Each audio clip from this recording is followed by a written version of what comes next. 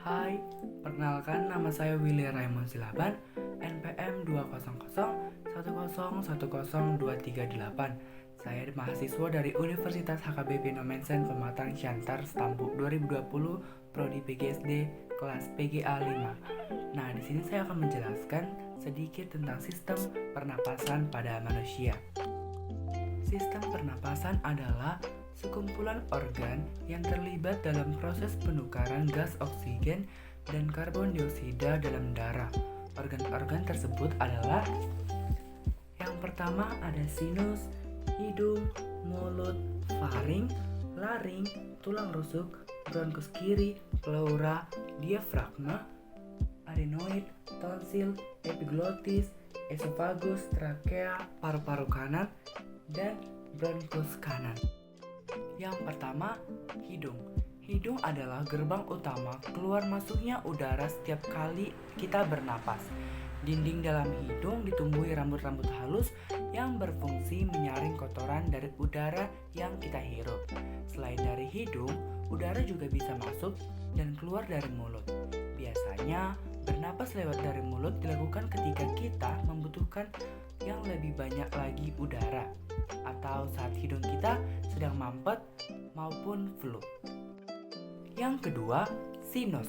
Sinus adalah rongga udara di tulang tengkorak.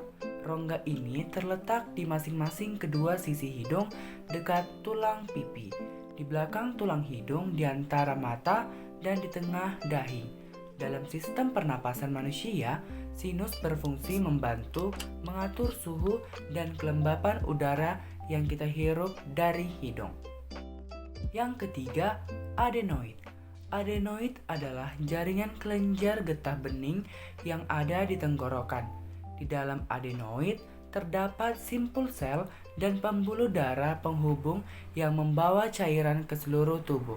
Adenoid membantu kita melawan infeksi dengan menyaring benda asing seperti kuman dan memproduksi sel limfosit untuk membunuhnya.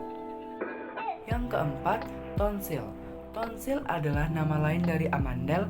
Amandel itu sendiri adalah kelenjar getah bening yang berada di dinding faring atau tenggorokan. Amandel sebenarnya bukan bagian penting loh dari sistem imun maupun pernapasan manusia. Jika amandel terinfeksi dan meradang, dokter dapat membuang atau menghilangkannya lewat operasi. 5. Faring. Faring atau tenggorokan bagian atas adalah tabung di belakang mulut dan rongga hidung yang menghubungkan keduanya ke saluran pernapasan lain yaitu trakea. Sebagai bagian dari sistem respirasi manusia, faring berfungsi menyalurkan aliran udara dari hidung dan mulut untuk diteruskan ke trakea atau batang tenggorokan. 6. Epiglotis. Epiglotis adalah lipatan tulang rawan berbentuk daun yang terletak di belakang lidah, di atas laring atau kotak suara. Selama bernapas, epiglotis akan terbuka untuk memungkinkan udara masuk ke laring menuju paru-paru. Namun, epiglotis akan menutup selama kita makan untuk mencegah makanan dan minuman secara tidak sengaja terhirup dan menyebabkan tersedak. Yang ketujuh, laring atau kotak suara.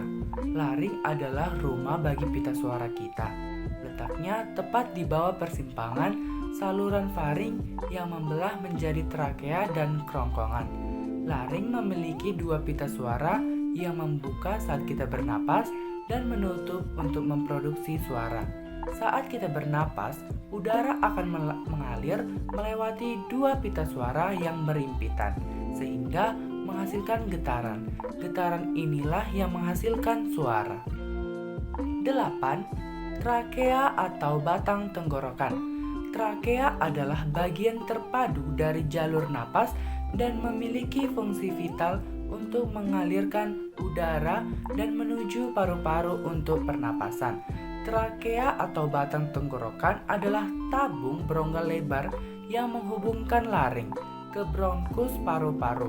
Panjangnya sekitar 10 cm dan diameternya kurang dari 2,5 cm.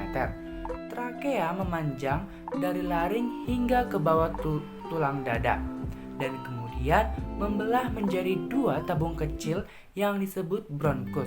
Setiap sisi paru-paru memiliki 1 bronkus. 9. Tulang rusuk. Tulang rusuk adalah tulang yang menopang rongga dada dan melindungi organ dalam dada, seperti jantung dan paru-paru dari benturan atau goncangan. Tulang rusuk akan mengembang dan mengempis mengikuti gerak paru saat mengambil dan mengeluarkan nafas. 10. Paru-paru. Paru-paru adalah sepasang organ yang terletak di dalam tulang rusuk. Masing-masing paru-paru berada di kedua sisi dada. Peran utama paru-paru dalam sistem pernapasan adalah menampung udara beroksigen yang kita hirup dari hidung dan mengalirkan oksigen tersebut ke pembuluh darah untuk disebarkan ke seluruh tubuh. 11. Pleura. Paru-paru dilapisi oleh selaput tipis yang disebut pleura. Lapisan pleura bertindak sebagai pelumas yang memungkinkan paru-paru untuk mengembang dan mengempis dengan lancar setiap kali bernapas. Lapisan pleura juga memisahkan paru-paru dari dinding dada kita. 12. Bronkiolus. Bronkiolus adalah cabang dari bronkus yang berfungsi untuk menyalurkan udara dari bronkus ke alveoli. Selain itu, bronkiolus juga berfungsi untuk mengontrol jumlah udara yang masuk dan keluar saat proses bernafas berlangsung. 13. Alveoli. Alveoli atau alveolus adalah kantung-kantung kecil dalam paru yang terletak di ujung bronkiolus.